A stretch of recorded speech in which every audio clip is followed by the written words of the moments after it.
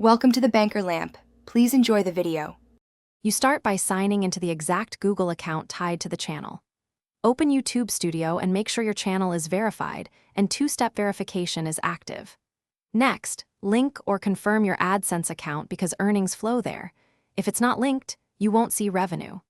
Once done, note the channel ID and set a date range of at least 28 days so you capture RPM fluctuations and initial ad delays. Now go to Analytics and then the Revenue tab to find Estimated Revenue and RPM. These show how much you earn per mil and per view. Look at breakdowns, ads, YouTube Premium, and transactions to see sources. Use the comparison selector to view specific periods and content groups because ad gaps or policy holds explain dips.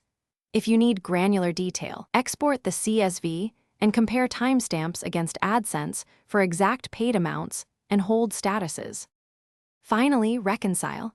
Export YouTube Analytics CSV and match line items with your AdSense payments to get final numbers. Make sure payment thresholds and tax forms are correct.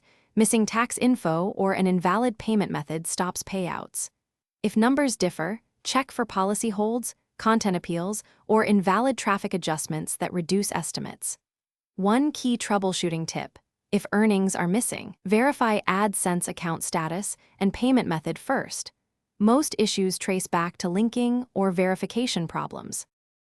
Thanks for watching. If this was helpful, leave a like and consider subscribing. See you next time.